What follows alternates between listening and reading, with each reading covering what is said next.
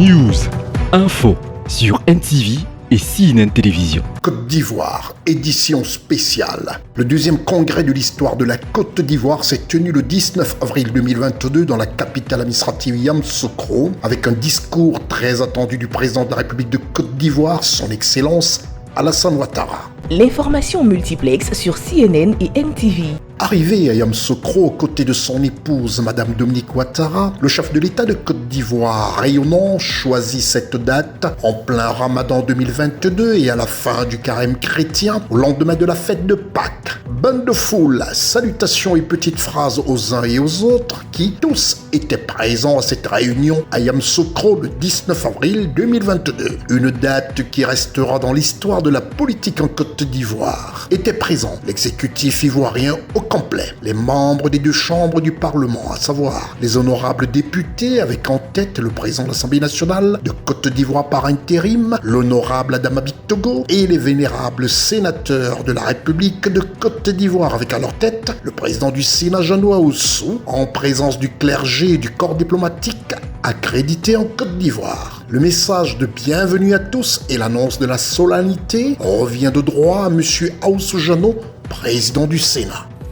Excellence, Monsieur le Président de la République, en prenant la parole au nom de la représentation nationale, à cet instant si particulier de la vie de notre nation, il me plaît de saluer avec déférence votre présence combien remarquable à cette séance du Parlement réunie à votre demande en congrès. La réunion du congrès de ce jour me donne ainsi l'agréable opportunité de réitérer mes hommages à l'homme de vision que vous êtes, dont la Côte d'Ivoire, la nation tout entière, est si fière, tant les actions de paix et de développement que vous accomplissez au quotidien pour le bien-être des populations ivoiriennes ont franchi les frontières de notre pays à une période où la conjoncture internationale est bien morose. C'est alors que son Excellence Alassane Ouattara, président de la République de Côte d'Ivoire, est invité solennellement à prendre la parole et va ainsi rappeler certaines réalités sur l'avancée de la Côte d'Ivoire politiquement et dans son développement historique. Il fera officiellement des déclarations tant attendues dans la pure tradition de l'exercice du pouvoir démocratique en Côte d'Ivoire et dans le respect de l'article 114 de la Constitution de Côte d'Ivoire. Madame la Première Dame, Monsieur le Premier ministre, Monsieur le Président du Sénat, Monsieur le Président de l'Assemblée nationale par intérim, Mesdames et Messieurs les présidents d'institutions, Mesdames et Messieurs les ministres d'État, Mesdames et Messieurs les ministres, Mesdames et Messieurs les secrétaires d'État, Excellences, Mesdames et Messieurs les ambassadeurs, membres du corps diplomatique accrédité en Côte d'Ivoire, honorables députés, vénérables sénateurs, Mesdames et Messieurs les officiers généraux et officiers supérieurs, Mesdames et Messieurs les membres du corps préfectoral, Mes Majestés, honorables chefs traditionnels et guides religieux, Mesdames et Messieurs les représentants du patronat, mes chers compatriotes, chères sœurs, chers frères, chers amis. Le gouvernement qui sera mis en place cette semaine sera resserré.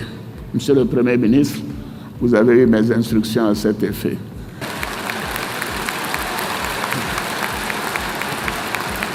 Je voudrais donc porter à votre connaissance mon choix pour occuper le poste de vice-président resté vacant depuis juillet 2020.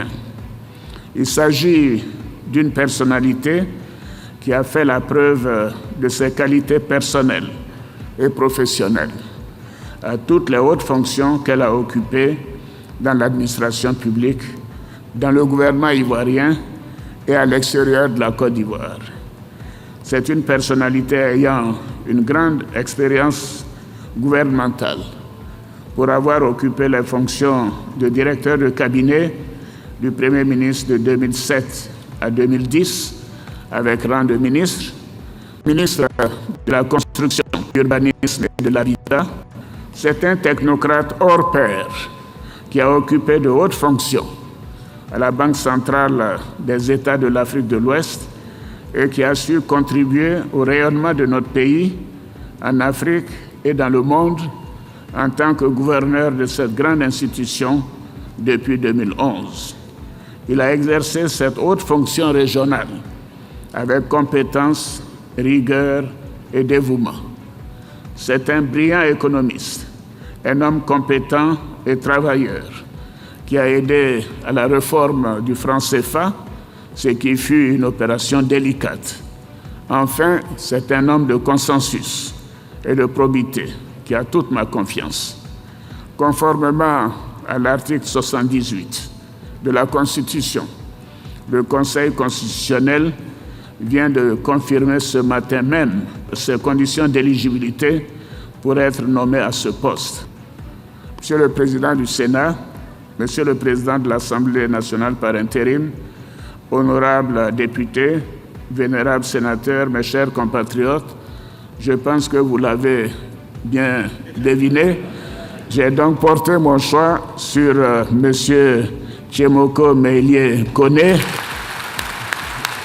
Tchemoko.